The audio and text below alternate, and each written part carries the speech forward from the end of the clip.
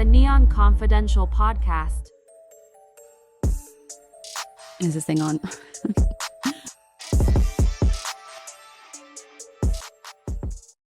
Arianny Celeste, welcome to the Neon Confidential podcast. Thank you. Thank you so much for taking the time to come in. I feel like we have a lot to talk about, and most of it, I feel like people know your online presence, but they don't really know your backstory, which I find really interesting. So I think you're already an absolute legend in the UFC community. You're the OG Octagon Girl. That and your work ethic has opened up so many doors for you, which we'll get into. But first, I want to know about your life before UFC. Where did you grow up and what was your childhood like? My life before UFC was pretty simple. I was born and raised here in Vegas.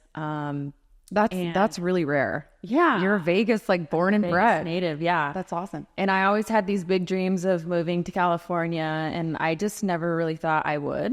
I didn't travel a lot, but I was a good girl. I was like, all right, I'm going to get good grades. But I was rebellious, so I was a rebel with brains. I was like, I'm going to get good grades, go to college, and do the whole thing. But UFC stepped in when I was 21. Oh, wow. Yeah, and that's when I started my journey of traveling and working for UFC, which really changed my life. But other than that, I came from a working class family.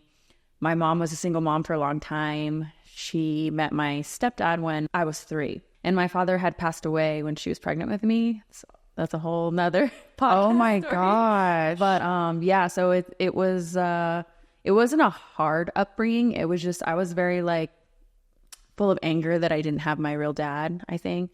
And just wondering why why God would take that away from me, basically. So I had a big chip on my shoulder, and I became very, very independent, I think, because of that, and untrusting of people in general. Like that's where the rebellion and stuff came from? Yeah, I was just angry that I didn't have my dad, because I saw my sisters. I have half sisters.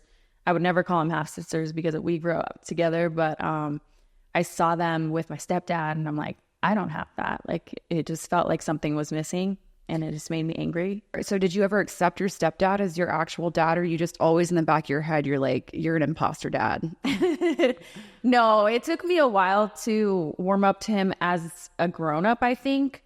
But as a child, my mom said he's the only man that I ever went to and was like open to, because I was very like sheltered, if you think about it, like lost my dad. So now I'm the only thing close to my mom that I look like my dad, like completely. So she was very protective and like a helicopter mom.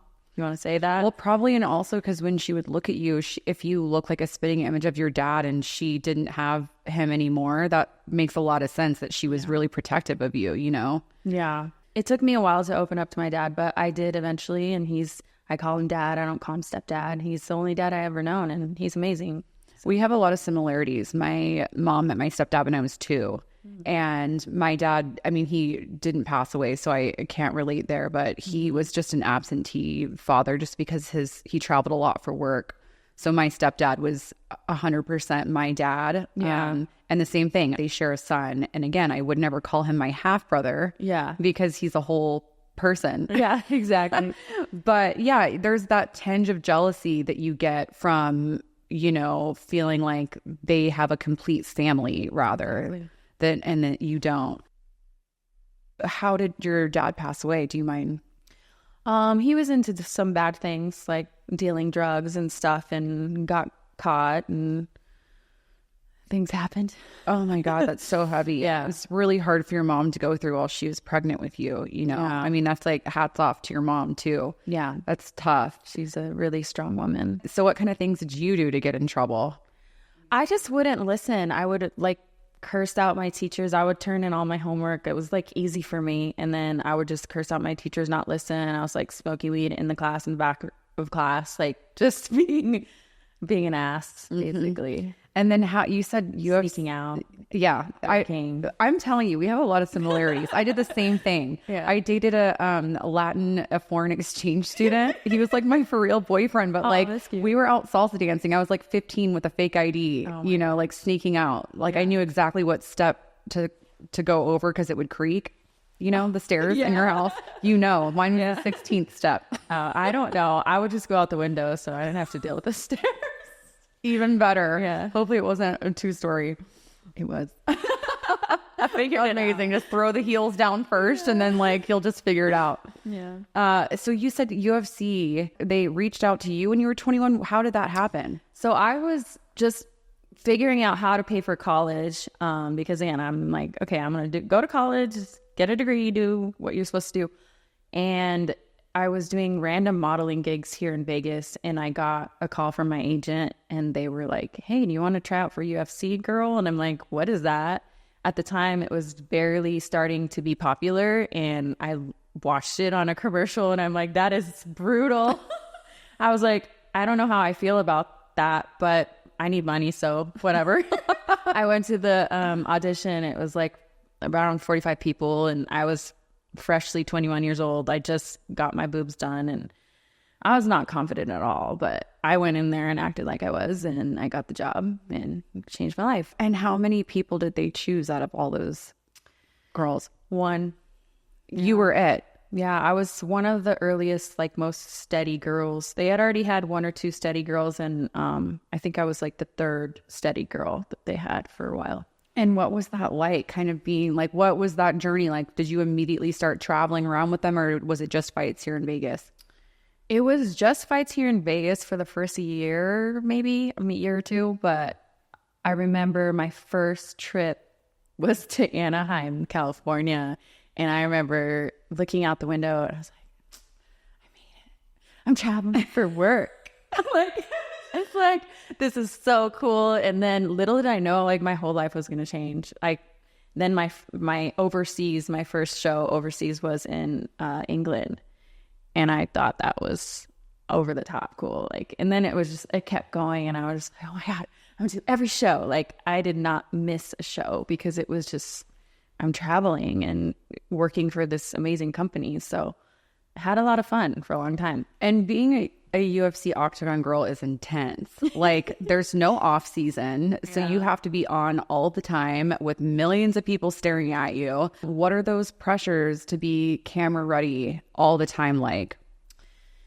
Yeah, well, I didn't know how much pressure I was going to be put on until, like, I really started my online presence. That's kind of when, you know, Instagram started. It was like first MySpace, then Instagram, and then Facebook and all that. And I naturally just wanted to be on those because I figured, okay, I'm getting popular. Why not have this? Maybe like capitalize on it, do something with it. Mm-hmm. But I didn't realize there would be like forums and people talking about me closely, and especially like stuff like my body and stuff. And I'm barely 21, 22, coming into my own as a woman, and that's like a lot. And even my mom would be like getting my Google alerts, and I'm like, please don't do that. That's just too much. And she doesn't understand. She's this like older Latina mom. She's like, what the fuck are they saying? And I'm like, Mom, like, you got to get off those because it hurts me and it hurts you. Like, it's too much. What kind of things were people saying? I hate to repeat it, but this one stuck into my mind. It was like, I have the body of a 12-year-old boy. And I'm like, I am barely like a woman, like going into my own. And that was a lot. So, yeah. That's crazy. Yeah. Would you read any positive press too? Like that was obviously, you know, you get positive press all the time, but you only focus on that one negative one. So did you know off the jump, you're like, I'm like off rip, you're like, I'm not reading these? Yeah, I had to stop. But I was obsessed with it for a little bit. For sure. And then how did that impact you? Like, did you make different choices about what you were wearing, or what did you, I mean, if you already had a breast augmentation, I mean, I got them for the exact same reasons. I had like one like shithead ex say something about my chest. And then, you know, here I am at 33 getting my boobs done when I said I would never do it. Yeah. I mean, it's all kinds of stuff like that. It's not just the media, but I also had boyfriends, ex-boyfriends, even recently, that would bring me down because they're not confident in their own selves and make you feel like shit. So I did things to my body that I wish I never did. I got those injections that are illegal, and that could have killed me. It was traveling up my spine, and I talk about that. Go back to the beginning, because actually we were just talking off air about how I got my eyelashes removed, but My lash lady shared the room with this girl who went to Mexico. I don't think she got injections that were illegal, but she got like proper butt implants. Oh no. And it went horribly wrong. Her boyfriend ended up having to fly down there, and she had to have a blood transfusion because she was losing so much blood the medical system is just not the same there. There's so many complications, especially with that surgery. So where did you go? Okay, so I'll tell you the whole story quickly.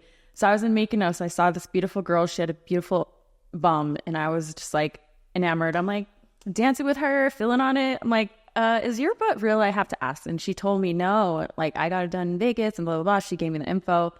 I went. This lady had the keys to a med spa that was closed. So we go into a med spa, the lights aren't even on. I'm like, okay, this is kind of sketch, but whatever. It's going to look good. So I went ahead and did it. And I didn't really notice anything until I got pregnant with my son. My skin started changing. And I'm like, okay, I could deal with skin discoloration. It looked like kind of like bruising underneath my skin, like a purplish stuff. Isn't that like melasma? Like people get it on their face? Yeah, but that's from the sun. This is like from your body's basically rejecting it. Yeah. So I went to get checked with 2 doctors in LA, and the first one did like a ultrasound. He showed me where the material was, and he's told me that it was traveling down my legs and up my spine, which could be potentially deadly and could leave me paralyzed. So the injections that you got in your rear started moving and is that probably why that substance was illegal? Like people don't think about those complications. They just think about the idea of, how do we make ourselves really perfect? And then it starts traveling and up your spine is a huge deal. Anything when it's spine related is and this deadly. Stuff is permanent. It doesn't go away. Like most fillers will dissolve eventually, but this filler was illegal for that reason. So do you know what it was made out of? Silicone. Yeah, there's silicone. And then this lady, I used to work in a med spa when I was like 16 years old, and she had pig fat injected into her lips. I mean, they looked really good, but I'm sure, and she said it was an illegal substance. She's from Mexico. So people just feel like playing around with that kind of stuff where you're like, you don't find out until years later. I didn't think I would have any problems. So then what happened after they told you that it was traveling up your spine? What were your options? So I burst into tears. I immediately think about my son, and I'm like, I need to get this out. And I felt really comfortable with him. He was very caring, but also informative, and told me exactly how the procedure would go, the surgery. And I just decided to do it as soon as possible. How did they remove it? It's basically almost like lipo. They make make a hole, and they suck it out, and they flush you with water and hope that most of it comes out. And how it was so painful. When did you have that surgery? 3 weeks ago. How are you feeling? I'm feeling good. I mean, I'm feeling happy. I'm feeling relieved. I just went back to the gym, so I'm excited to just be healthy and get my body to where I want to be, like naturally. Like working out is the best thing for me. And that's like I do feel like that's now a movement. Like in the, I don't want to just say the 90s and early 2000s, but like the big fake looking breasts were really prominent. And then we kind of shifted into the same with the butt. The Kardashians are like all over the place with their butt. And these girls, that's how it is. It's almost like you idolize people that men give attention to. Yeah. And you feel like that's what you want to do. And I think explant surgery is becoming a new norm where people... And it's almost like a reversal of body dysmorphia, where you are like, when I just asked how you're feeling, you're like, I feel great. Was there ever a moment when you looked in the mirror after your procedure 3 weeks ago and you were like, what did I do? Or were you... I mean, I still have those thoughts. I'm like, well, what if my butt just goes completely flat and I hate myself? Like, but I know that I'm healthy, and I have like somebody that's way more important than just looking good. It's my son, and he's my everything. I'm his everything. So I have to be healthy. Yeah. That's my number one priority. And what was it like for you to talk about it on social media? Like I saw the post that you did, and I feel like there was a flood of positive comments of people being really supportive of your decision. Was that important for you or scary for you to talk about it? I think it was scary for me at first because it was almost like shameful. It's like, wow, why did I do this? But I think if I can help anybody that might be thinking about getting it, hopefully that's a big thing for me, and just bringing awareness to the fact that those things are still out there and people are still offering it. So don't fall for it. Go to the gym, do your squats. Exactly. There's no shortcut. I think that's the big thing. And so speaking of your son, he's so cute. Thank you. Oh my God, he's just so adorable. What was that bounce back like after pregnancy? So I stayed pretty active my whole pregnancy. I want to say I had the best pregnancy ever. I was super happy. Cool. Oh my God. That gives people like, they're like, are you all right? But I actually really love being pregnant. That gives people like me hope that want to have kids. Because you hear horror stories and you're like, oh my God, that sounds miserable. But that's great. You had an easy pregnancy. Yeah. So I think if you stay on the same activity that you were before, you're okay. I think if you just become this like lazy couch potato, you're going to get what you put into it. Yeah, exactly. So I remember right after I gave birth, my stomach literally just went down. What? I looked down and even my nurse was like, oh my God, your stomach's flat again. And I'm like, oh my God, you're right. So I think it's just also like the elasticity in your body. I was putting on cream every couple hours. Like I was very You're very mindful. Very mindful. Very demure with your pregnancy. Exactly. So how much weight did you gain? I gained 20 pounds. That's great. And I ate anything that I wanted. Really? I had pizza once a week, burgers once a week. And I tried to stay as healthy as possible, but I kind of, that's already how I eat now. Right. I indulge when I want to indulge and yeah. And just stay active. Yeah. And so your body just bounced right back. Were you able to get right back into work, or how much maternity leave did you take? So I went back to work after 3 months. Yeah. Awesome. I was like, Dana, I'm ready to go back. Put me in, coach. And now you're a single mom. Yeah. So how has that journey been? Because there's a lot of people who are even thinking about, this is speaking of kind of, it's not trends, it's just kind of how things are turning. People are looking at having children by themselves. There's Lala Kent right now, just got herself pregnant with a sperm donor. Okay. And people are choosing now to be a single mom. Yeah. I don't think that was your choice. Yeah. But what has it been like to be a single mom with a career where you're traveling in UFC? Yeah, it's definitely hasn't been easy emotionally, I think, especially because, you think, oh, I'm going to be with this person, we're going to have a life together, and it just doesn't work out. So it's been a lot of work mentally, I think. But luckily, I have an amazing support system. My family's all here. That's why I moved back from LA. And I have one nanny that I don't use her often anymore because my son's kind of bigger now. But I have the people that I trust. And if I need help, I can call on them. So, yeah. So having that support system is basically what you would recommend, that you need to ask for help if you need it. If not, I feel like a lot of women lose themselves in motherhood. And for sure. You really have to make time for yourself. When you first got hired with the UFC, did you have any idea how famous you would become? I had no clue. I had no clue. And that I've never had I want to be famous. I just wanted to be successful because I knew I wanted to do fun things, nice things.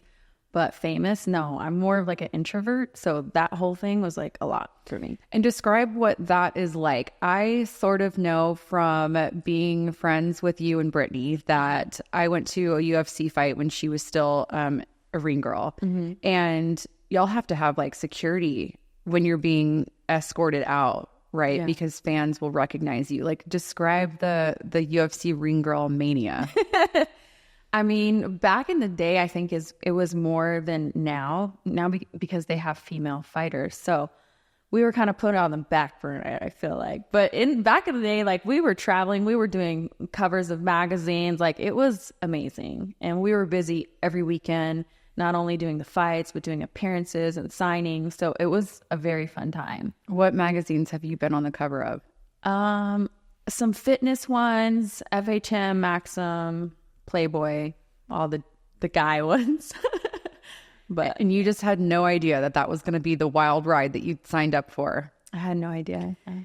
Also recently, I, of course, was doing my research before this and just did a quick little Google search of you. And there, I think the headline was like from a week ago or something. But there are UFC fighters, and one in particular that has come forward, and he said he doesn't understand the point of UFC ring girls. To me, a ring girl is sort of like an NFL cheerleader, where you're there to kind of give the fans a break in between guys getting their faces beat to a pulp. Yeah. You know, and it just is something a little bit nicer to look at. And you guys are kind of there to encourage the, you know, spirit of UFC. Yeah. What do you think about when people say things like that? I mean, I get it because I'm not a fighter. I don't have to get my face punched in to get money. But like, Thank God. thank God. But we were there. I mean, we are there to lighten up the mood, and things can get a little scary between rounds. But also, it's like, we know the next round because of us. So we're keeping you guys in check, and we're keeping you guys in line and giving you a little something sweet to look at in between. Exactly. That's what I think too. And you've been at it for a long, how many years have you been in UFC? 18 years. 18 years. And is there a point where you've considered like what's next, or? Yeah, I feel like I'm in transition right now. So I'm in that point of transition, figuring out what I want to do next. And obviously UFC is my bread and butter. They made me who I am, but also there's a time and place where you got to move on. So I'm in that phase right now where I'm figuring myself out. And speaking of arenas, you're also building an empire in the real estate arena. Yeah. So talk a little bit about that, because I see some like posts that you put up and I'm like, good for her. Like that's what people have to do. You have to be thinking about what's next. Yeah. And anyone who's in an industry where it's really focused on looks, like that eventually is going to fade. There's tons of things that we can do now to make that delay that from happening, that I participated in as well. But like, it's just so cool to see someone with a really smart business mind also. And I think that you're investing into some really cool stuff. So tell me about your real estate journey. So my real estate journey started when I was 23. I bought my first home, and That's incredible. Thank you. It's incredible. Like that's not something that most 23-year-olds do. That's awesome. I was just like, I know that real estate is always going to go up. It's a safe bet usually, and that's what I want to do. So I bought it at 23, and I have 5 properties now, one in LA, one in Mexico, 2 here, I think. And yeah. And are you just traveling around to the properties, or do you have a property manager? How does that work?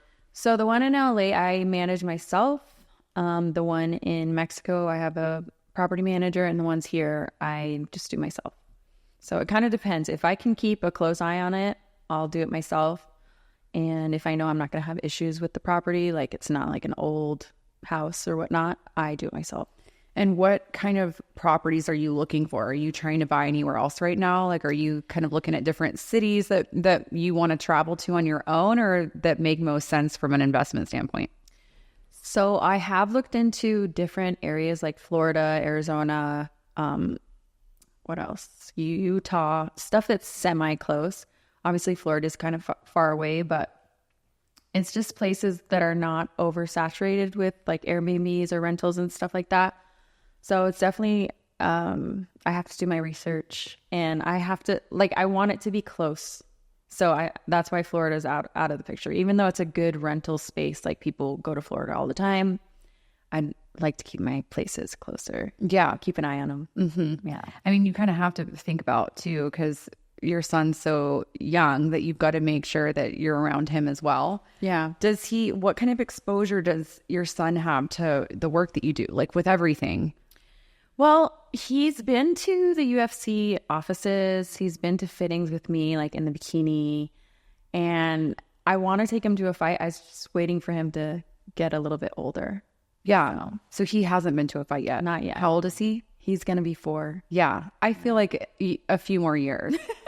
He might want to go and like sit for a little bit, but I don't think he could do the whole fight, like all the fights. Yeah. And then on top of real estate, you also are an entrepreneur and you've got Girlfriend Box, which I think is such a cute idea. But tell people what Girlfriend Box is and how you started it. Okay, so I started Girlfriend Box in 2018 with my ex-partner at the time, and we were in LA. We had an office downtown, and we would basically go to the fashion district and pick out all the styles. So it was a fashion box, and I did the modeling, the marketing, we shipped it together, we put the boxes together. So it was a lot of work.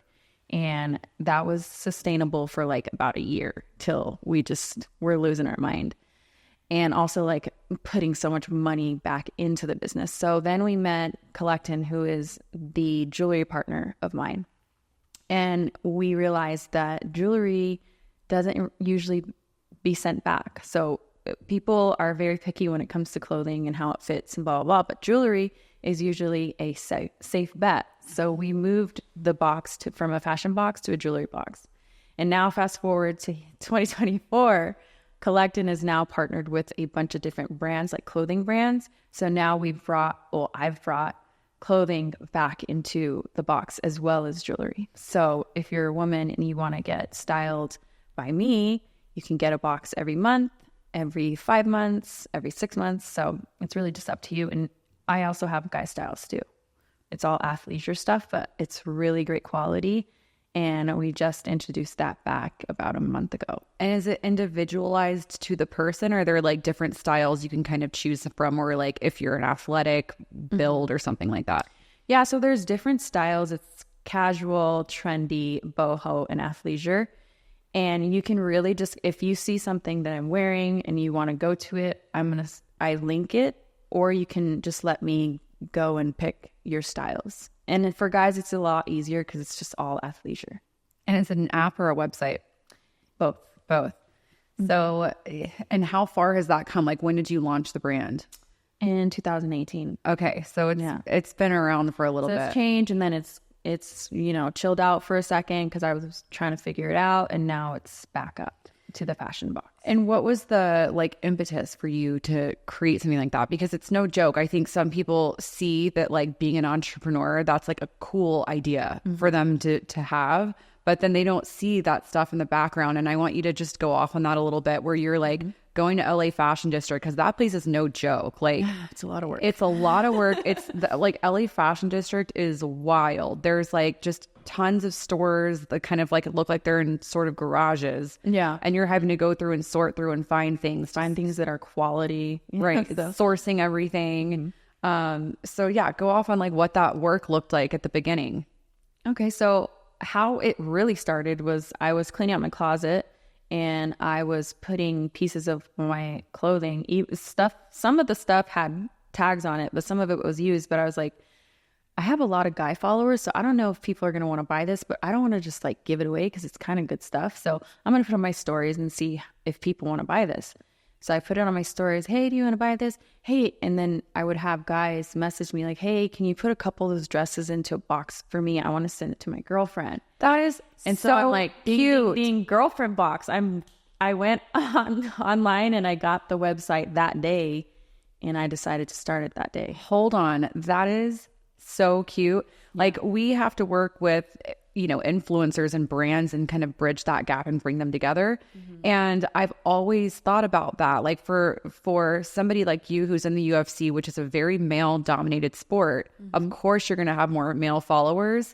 So that's so interesting that it's almost like for a boyfriend, which let's be honest, guys are like clueless. Exactly. They're clueless. Exactly. So if they've got someone that they're looking at where they're like, okay, Arianny's got style, she can just do this for me. That's so smart. They can also schedule like their big days, like her birthday, their anniversary, Valentine's Day. So it's just like takes the brain action out of it. Yeah, decision fatigue is like a real thing. Like, I don't really think that guys forget. I think that they just don't want to mess up. Exactly. They're like puppies. Like, you could just be led. Yeah, exactly. Like, you could just do it for them. So what's next for Girlfriend Box? And how can somebody sign up for a subscription? So you just go to girlfriendbox.com and you can check out all the styles. There's a ton of styles, including jewelry, including accessories. So you can either try one style or you can try it month after month. And so I would definitely recommend trying it for 1 month. Check out the quality of the clothing. I'm wearing one of the outfits. It's all quality stuff. It's not stuff that you're just going to throw away. It's not fast fashion. So it's really good stuff. I love that. I'm going to put this iPad away because now I feel like we're going to get into the real nitty gritty stuff. Oh, okay. So I think that like, obviously it's very powerful, and I think that you're just such a force. Like, it's great that you've been able to think but it's hard to like so that's where I'm going with this, is dating. I know how hard it is, especially being a woman of power, being somebody, you've bought everything for yourself. Like, there's nothing that anyone can provide for you because you provide it for yourself. Yeah.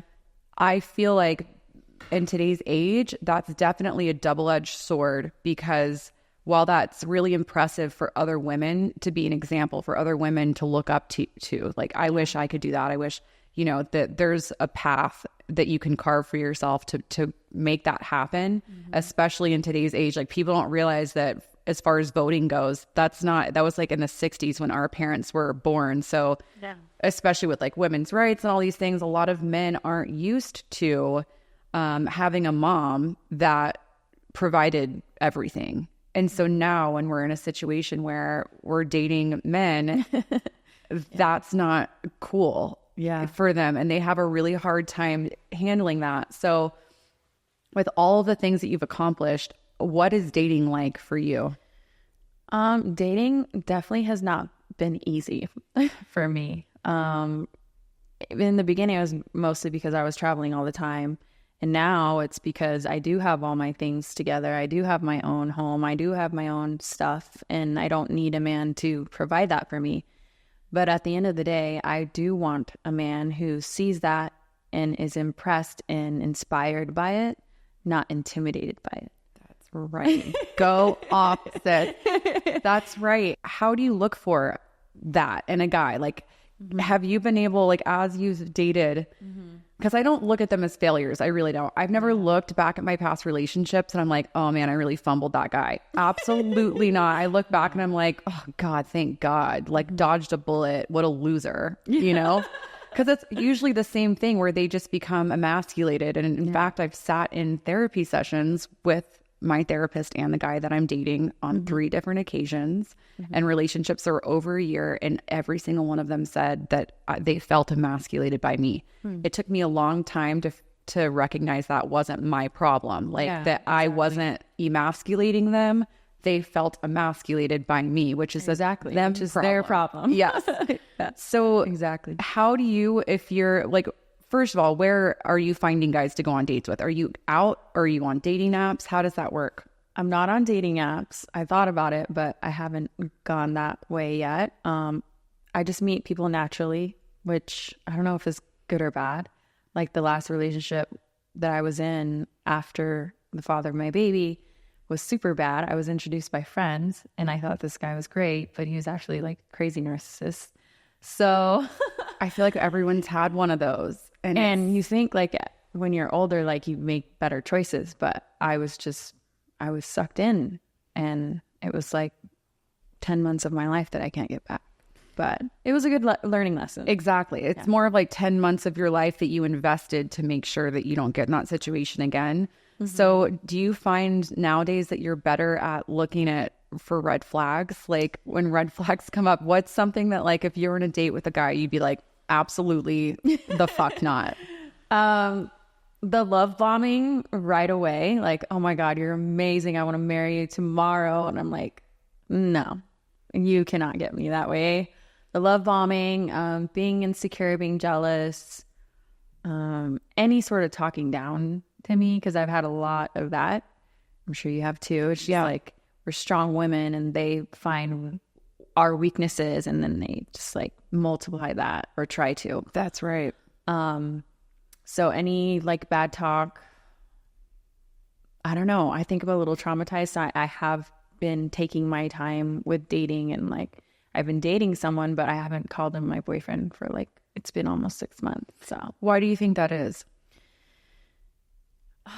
a multiple of reasons. I think because I'm not being traumatized. I'm probably at the most peaceful place in my life, in my own space, but also like with him, like there's no drama, there's no being mean. He's very consistent with my feelings and everything. He's very helpful. So I'm like, is this real life? Like, are you real or not? You're like almost waiting for the other shoe to drop, because you're like, that's usually what's happened in the past. Yeah. And it sucks that like guys that are like that have to kind of pick up the slack for all of the shit that the guys before did.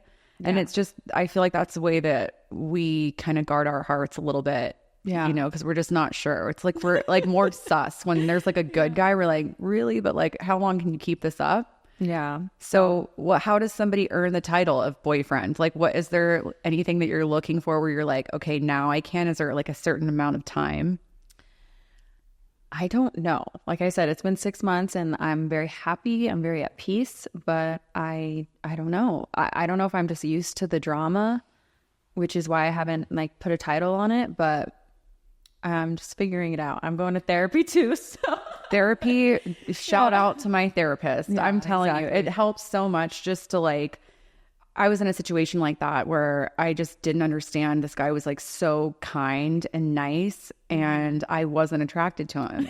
And my therapist is like, hold on a second. Like, let's stay on this path. And then of course I found something else to like, not like, but it's weird. That feels like an imposter syndrome to an extent where you're like, I don't deserve this. This isn't what I'm used to. Yeah. But what I will say, as far as you not knowing like when you're going to make that move, my dad will not meet a man that I'm dating unless I've dated him for at least a year. Oh, that's good. Because my mom's the same. She's like, I don't want to get my heart broken. I get invested with these guys and then you guys break up. And I'm like, I know. I'm trying to figure it out, Mom. So that's important to you too, that your family meet the person that you're dating. Yeah. And your mom lives here. Yeah. Yeah. They all live here. So I'm a big family person. My mom's the first of 10. My stepdad's, I think not the first, but he's one of 9. My real dad was like one of 9. So my family's huge and I just love it. And having them over or just going to my grandma's on Sundays, it's important. Is that kind of what you do in your free time? Are you like so exhausted from traveling that you're just like, I want to stay at home? Yeah, sometimes I do. I enjoy being home so much, but I think it's important to make time for your family, especially my grandma. She's getting older, so I need to be around her. Yeah. More. Can you think of a specific, you might not want to answer this. Like if you've gone on a date with a guy, so this is a 2-pronged question. When you go on dates with guys, are you meeting them and immediately being like, okay, you're my boyfriend, but not like, or is it like you date a guy and you can tell on the first date, you're like, this ain't gonna work? Well, I haven't dated that much. That's the problem. I've always, met a guy and I'm like, I start thinking wedding bells and babies and I'm like, oh yeah, this is the guy. We are the same. Yeah. I felt like I knew you were going to say that. I have to train myself not to be like that because not everyone's going to be the one. But now you're at that point where maybe you've done that in the past and now you're like, hold on a second, let me pump the brakes. Yeah. Check myself. Make sure this dude is who he says he is. Exactly. I feel like a narcissist will turn anybody, like the next person they date. It's like, it's hard, like getting over the hurt that a narcissist causes. Yeah. And especially if you've been to a therapist, like, I think that's a word that gets thrown around a lot and like unfairly to guys' defense and like manland. But when you actually have been through something like that, the breakup is really hard. How is it for you? Like, how long did it take you to kind of recover?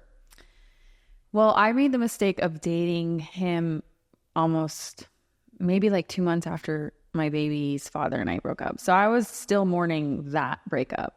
And then I got into this and I feel like because he knew I was mourning that and I was kind of in a weak state of mind, that's how, like pray. Yeah, I was like, pray to him. And he would talk about things that related to like him also being a single father and me being a single mom. And so I was kind of reeled in that way. And then the love bombing came and I'm going to marry you. I already picked out the ring and let's go ring shopping. And I know that this is all things that I deserve. So I'm like, okay, let's do it. Like, and it just worse. It just kept getting worse and worse. Like fighting the things that would come out of his mouth to put me down was just crazy.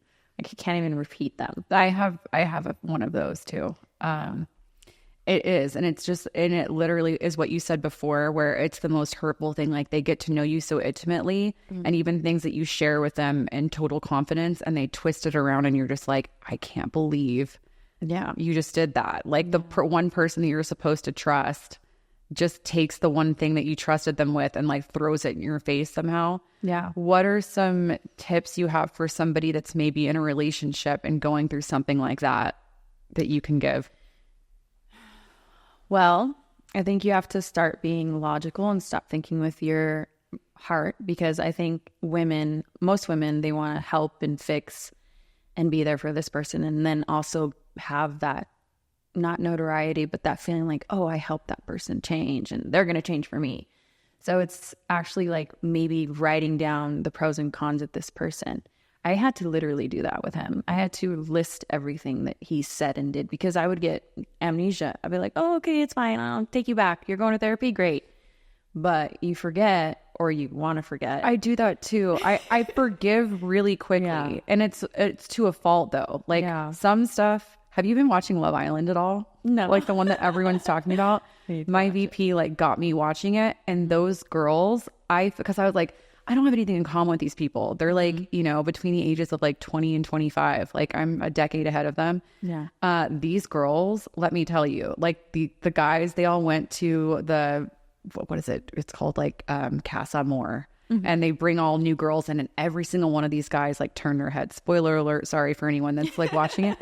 But the girls like stood on business. Like they were like, you're not going to do this to me and you're not getting a second chance. And I was like, damn. Which is weird that you say that, because I feel like the generation, the 25, 28-year-old girls, they don't take any shit. Like I see my little sister and I'm like so happy because she was single for like 3 years and any guy that would treat her wrong or like try to get at her, no, thank you. Unless you treat me this way, that's when I'll consider you a boyfriend. And now she has a great relationship and it's awesome to see.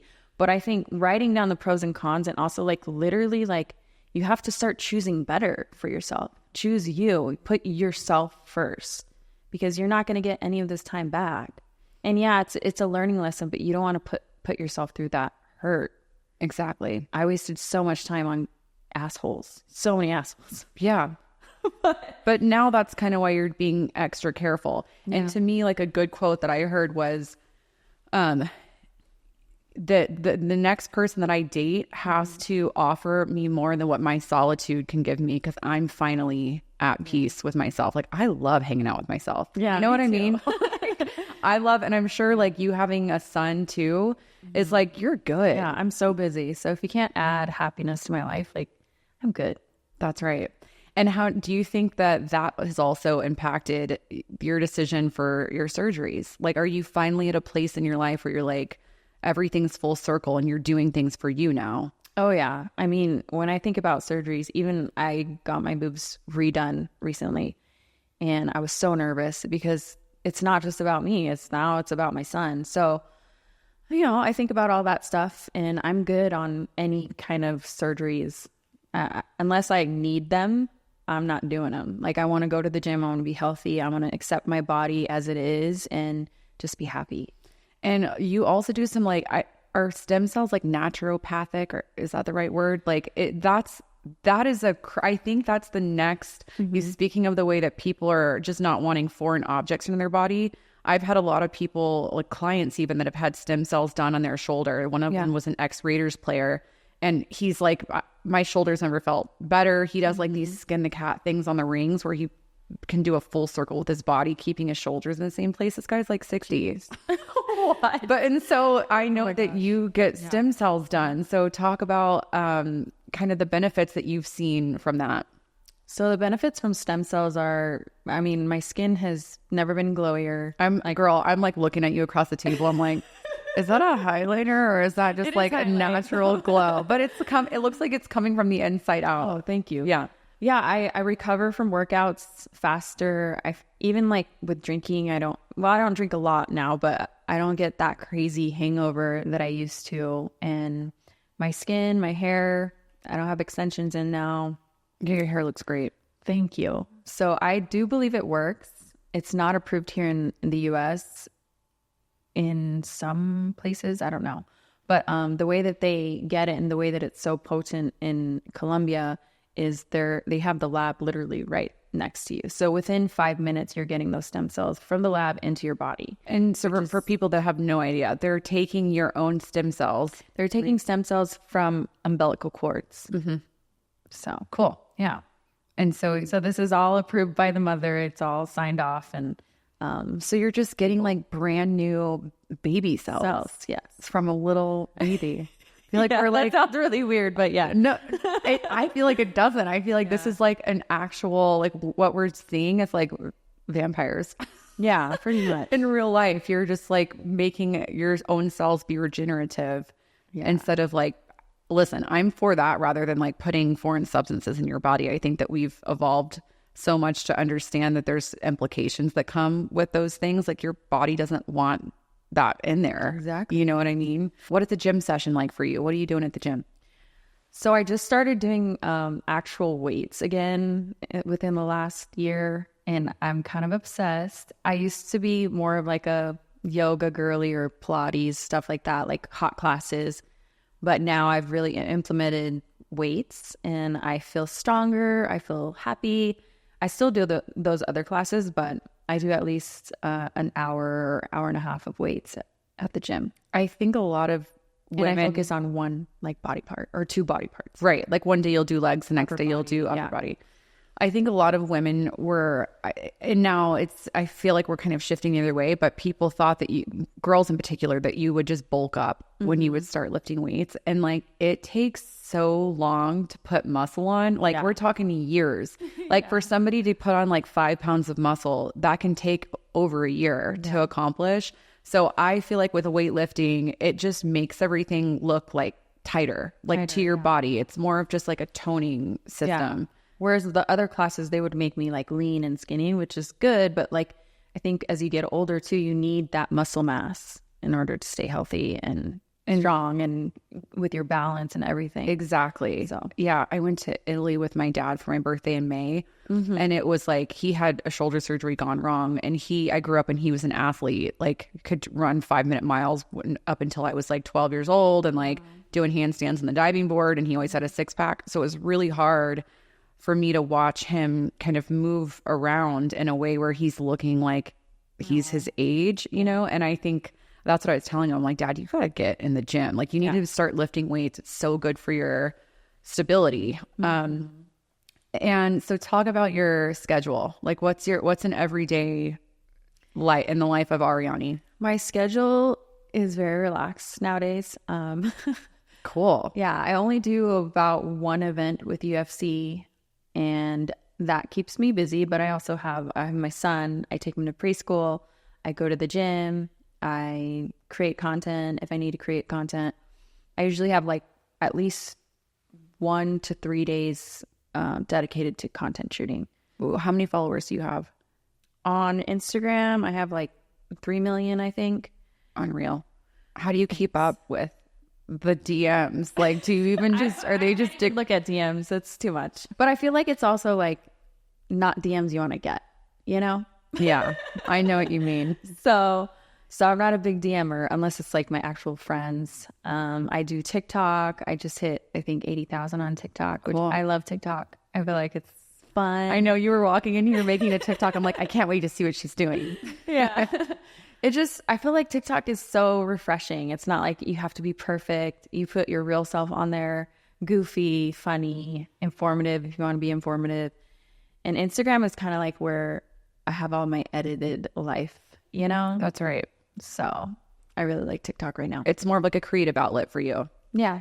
And what are you eating? Do you like, you said that you kind of eat whatever you want, but tell us like, what do you have for breakfast? What do you have for dinner?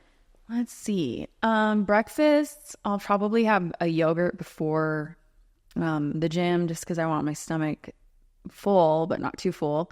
And then after that, I usually make eggs and turkey bacon. Sometimes I put it in a wrap or burrito. And then at night, kind of whatever I want. Like it's either a pre-made meal because I like those because they're fun and easy, or I make something like last night I had meatballs and gluten-free pasta, and So you're health conscious though. yes. What's your go-to for like pre-made meals? Pre-made meals. Like, is there anyone in town that you use? I just tried Pure Fit. I was doing Foodie Fit. Sorry guys. But Everyone says, and I don't use Foodie Fit, so I'm going to kind of call them out a little bit. But I feel like if they do hear this, it'll be good feedback for them. Everyone says there's not enough salt. Like there's not enough seasoning in their stuff. There's no seasoning. You have to add your own seasoning. I'm a big hot sauce girl, so I add a ton of hot sauce. What's your favorite hot sauce? I love sriracha. Me too. I'm a sriracha girl, but that's like the only kind of heat I can take. It's weird. I like it all, really. Like sriracha or like Cholula, and then that's it. Like if we're talking about like, Tabasco, hell no. That's a hell no for me, dog. Yeah. Little gringa over here. Yeah. So what's next for you? So what's next is I'm going to continue to build the girlfriend box. I think that people need to see me wearing the stuff a lot more. They have to build that trust before they try it. So it's restarting that whole thing and just finding my next step. I don't really know what I like, so I'm going to take the time to find what I like. I know I like interior design. I came into your place and I'm like, ooh, that's cool. That's cool. That's cool. I like that. So I just got to tune in and find out what I really like. TikTok's a good place for you to do the outfit try-ons too. Like I think the girlies will like chime in on that. Like I'm such a TikTok sucker. I don't even consume a lot, but when I get on there, I just bought like a mascara and some lip gloss because some girl was like applying it and she's like, oh shit, I didn't expect this to pop off like this. And I'm like, add to cart. Exactly. So I think there all the time. that's a good place. And then with interior design too, we have a lot of similarities. It's weird. But people are always like, did you pay someone? I'm like, no, I just did it myself. Like if you have a good eye, and especially if you're like dressing people, that translates into different like subsets. So I feel like and you're like, hello, you're doing real estate too. Yeah. So my dream would be maybe like to stage houses, but I don't know how that works. I think it's a big upfront commitment, like money wise. So I had to think about it. Yeah. I mean, I feel like you'll always land on your feet, whatever you do. Like you're so impressive. And I'm so glad that you took the time to come on and chat. So thank you. Thanks for being here.